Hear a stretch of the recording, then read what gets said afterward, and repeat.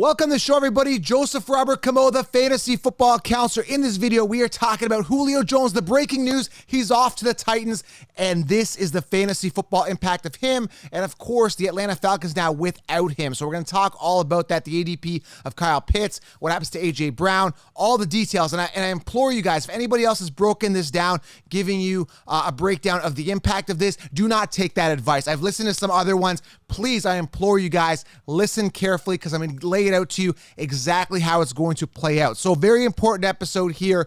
And again, take some notes. Be aware if you are considering drafting these guys, I'll tell you whether you should or should not. It's very important, okay? Before we get into that, guys, manscaped.com. Head over to manscaped.com. Use promo code SHOWERLION. Save yourself 20% on your purchase. Father's Day is around the corner.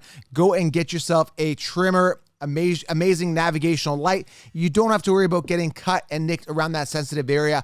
Make sure you guys go to manscaped.com. Use promo code SHOWERLION. Secondly, guys, fantrax.com, Fantrax, fantrax.com/FFC. Head on over there right now, guys. And when you do that, all you got to do is when you sign up, DM me at Fantasy Football Instagram. I'm in, and what I'll do is I'll get you guys in the league. I'll send you a private link so you guys can sign up. It's filling up very quickly. Fantrax.com/FFC. Sign up, and I will send you a link. DM me. I'm in at Instagram. And the last thing, guys, head on over to thefantasyfootballcounselor.com. Get the 16-round draft solution. This is the game changer. Fantasy football season's here. Get the solution right now, guys, at thefantasyfootballcounselor.com, okay? Go do that now. Link here below on YouTube if you're listening here on YouTube.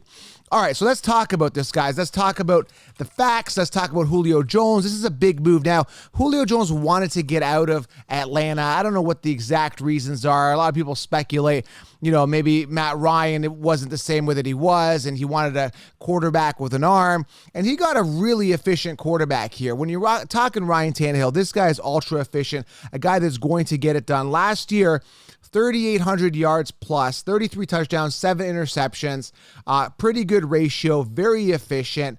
He got 7 rushing touchdowns as well. So he was 7th in, fantasy points amongst quarterbacks. This is a guy that everybody slept on. Everybody said, Ryan Tannehill sucks. And I thought he sucked on Miami. I thought he was terrible. But we saw the emergence there a couple years ago. People had, believe it or not, Baker Mayfield ahead of him. So let's talk about Ryan Tannehill. His value skyrockets at this point. Now he's got some amazing weapons. A.J. Brown was good. He's a good receiver, had some upside, but he wasn't, great, right? And then the problem is with Tennessee, right, is there going to be enough volumes to go around for Julio and A.J. Brown? Corey Davis shipped off, had 92 targets last year, right? A.J. Brown peaked at 106 targets. That is a problem, okay? So if A.J. Brown had 106 targets, 70 receptions, 11 touchdowns, now you got Julio Jones there, who's the wide receiver one with ease. Then you're going to ask yourself, okay, we got a problem here. Who is going to get the ball? It's probably going to be Julio, but then again, you got Tannehill and the rapport. He's got the rapport with A.J. Brown, okay? So that's a big problem as well. And then you got to look at attempts. When I look at any quarterback, I like attempts. Now, Ryan Tannehill was 18th in attempts, 481. That's not good. He's a good fantasy quarterback himself. Maybe his attempts go up. Now he's got Julio Jones. They are a run-first team. So that's another thing to look at. So there's so many variables here. So you got Julio Jones now, the new receiver, got to build that rapport with Tannehill, right? You got A.J. Brown currently sitting in the 10th on the consensus rankings, very high. That's going to drop significantly. So he's out of the top 10. He wasn't in my top 10 to begin with. He was on the mainstreams. That has to drop down significantly. Julio should be above him. The only debate you can make that A.J. Brown is ahead of Julio, other than youth, is that he's got that rapport with Tannehill.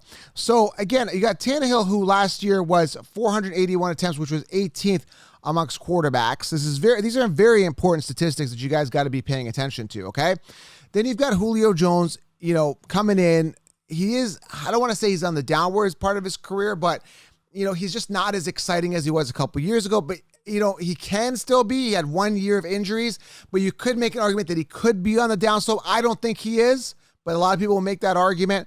So the question is, and we're going to get to Calvin Ridley here in a second because that's important, and we got to talk about Kyle Pitts, but I got to just tell you that I personally, that doesn't matter what the ADP is, even if it's 3rd or 4th round, probably will be for these guys, I'm probably going to stay away just for the fact that it's a run-first team. Okay, and we'll talk about Derrick Henry's value in a second. It's a run-first team. So we're going to get about 320, 350 attempts to Derrick Henry. That's going to take some volume away. You got Tannehill who rushes the ball near the goal line a little bit when he needs to. You've got A.J. Brown, who's got rapport with Tannehill, is going to get about 106 targets. Well, probably going to be less this year with Julio there. You've got Julio, who demands the ball. You want to see at least 150 targets out of these guys. And based on the stats last year, nobody is showing us that they're going to get that much targets, right? Again, 18th in attempts with Ryan Tannehill, something to pay attention to. Even if that goes up a bit, let's say he's 12th in attempts amongst quarterbacks. Still not good enough to really feed these guys to make them top 10 wide receivers. Now, one of them could be, let's say he builds rapport with Julio. Julio gets the ball, right? And then it's basically the Julio show the entire time. Or it could be the A.J. Brown show. We don't know. A lot of uncertainty. For that reason, for those reasons alone, I'm going to stay away. Now, let's talk about Derrick Henry. Derrick Henry, that can only help his game in a sense that it'll open things up for him with Julio there. That's going to be a good thing. But the problem is that you may lose some rushing attempts from Derrick Henry. That's going to be the biggest problem there. 378 attempts. I don't think he's going to touch that. I think he's got a floor of around 320 attempts, which is solid. Still puts him number one in attempts amongst running backs. And then he's got to stay healthy again and all that fun stuff. So again, am I drafting Julio Jones? No. Should you draft Julio Jones? Up to you, but I suggest probably not, because again, A.J. Brown has that rapport with Tannehill. I don't know if there's going to be enough targets to go around. Let's talk about Calvin Ridley. This is a situation where, yes, I think a ton of targets are going to be there for Calvin Ridley. Now, Julio Jones last year was banged up but had 68 targets. Russell Gage stepped in as the wide receiver 2, had 110 targets. So now we've gotten Ridley had 143 targets. So assuming that goes up, so you're looking at a big target monster with Calvin Ridley with at least 150 targets. That's a good plus sign. The problem is you don't have a true wide receiver 2 the way it sits right now. Russell Gage is good, not great. Then you've got Olamide Zaccheaus. Hopefully I'm pronouncing that right. I'm not good with names, but I don't care. I pronounce it as Olamide Zaccheaus, wide receiver who had 32 targets last year, 20 receptions, 1 touchdown for 274 yards. So you've got these other guys that could come in and step in to be the wide receiver 2, but not true wide receiver 2s in my opinion. So the problem you're going to have with Ridley, yes, you got the volume, but then you're going to be dealing with a lot of double coverage, okay? That's the problem. Now, the good news is Kyle Pitts is actually a wide receiver in his own right and can act as a wide receiver. If the Falcons believe that Kyle Pitts was, just a tight end and didn't catch much, they would not have shipped off Julio Jones. They believe in the catch passing ability of Pitts, which we saw in college. And that is a reason. And that is a reason alone why this is a guy that could be a plug and play for Julio Jones. Now, to get a good representation of Julio Jones, back in 2019, in a full season, he played actually 15 games, 157 targets going to him. Ridley had 93. So you're looking at a ton of targets, probably going Ridley's way. And I said about 150.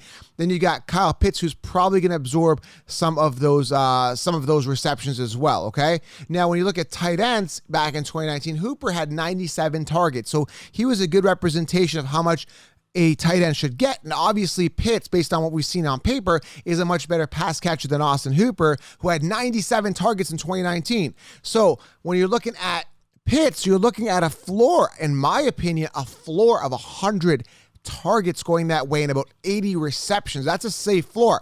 And you got to, again, look at what Matt Ryan has done before. Last year, 88 targets for Hayden Hurst, who isn't that good of a pass catcher, was slated to be one and just didn't thrive that year. I guess I can't say he's a bad pass catcher, but he didn't really thrive. I think he's still there now. So again, is Hurst going to be that outlet with the 88 targets? Is that going to go to Pitts? But again, you've got that void and that vacuum of Julio Jones. Anyway, the way I feel right now initially is that if I can get Pitts in the 3rd or 4th round, I think I'm going to get a good return on investment. I'm not a guy that drafts tight ends early, but I think Kyle Pitts can really thrive this year. I get Kyle Pitts relatively early, 3rd or 4th round. I'm going to get myself a solid tight end. Well, Joe, the debate is tight ends don't really do well in their rookie year. Yes, I know, but this is a plug-and-play situation with Julio gone and a vacuum and a void there of at least, guys, and I'm telling you guys, at least 150 voided targets there with Julio gone. So the opportunity is there significantly for Kyle Pitts to succeed. So again, it depends on where his ADP is. I would try to stretch it down to 5th round. If I can get him in the 5th, boom, amazing. So again, you've got Kyle Pitts going up. You got Calvin Ridley going up. You got Matt Ryan kind of staying the same because again, he's kind of substituting Julio Jones for Kyle Pitts. That could be a good thing, could be a bad thing. Julio wasn't staying healthy last year. Matt Ryan still finished 12th. That's the thing, guys. With Julio being banged up last year, Matt Ryan still finished 12th amongst quarterbacks. That's something to say about Matt Ryan coming back with a chip on his shoulder.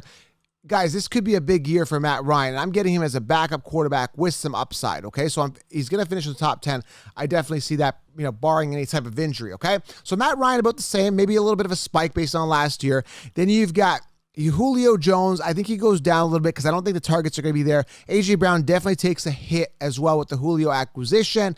Derrick Henry, about the same, probably going to lose some attempts for sure. Calvin Ridley, again, like I said, huge spike there based on volume, but possible double coverage could pose a problem for Calvin Ridley. Again, Kyle Pitts, obviously a boost, and again, Matt Ryan about the same. So that's kind of the breakdown there. Ryan Tannehill, obviously a boost as well, okay? So that is the breakdown and the impact based on the Julio Jones. That's your NFL breaking news here on the Julio Jones situation. I have to get it to you as soon as I can. Be first to get it to you. And again, I want you guys, if anyone else has given you a breakdown on this, ignore that. This is what I employ, guys. Ignore that. This is the truth right here, guys. This is where you get this advice. So subscribe, leave a thumbs up. Real advice. Do not listen to the sheep, guys. If you want your Concheapsis shirt, stray away from the Concheapsis, the fantasy football counselor under the store, guys, under the swag. Get your t-shirts and stray away from the sheep this year, guys. That's why the 16-round draft solution is the game changer. So head on over to thefantasyfootballcounselor.com and get the 16-round draft solution, the first ever and only video training, okay? Smash thumbs up. Let me know in the comments. What do you guys think? Up and down, who eats, who doesn't? I want to get your opinion, guys. Very important to me, okay, guys? Subscribe, thumbs up. I'm out, and that's your breakdown of Julio Jones and the fantasy football impact regarding him with the Titans trade, okay? I'm out, guys. We'll talk soon.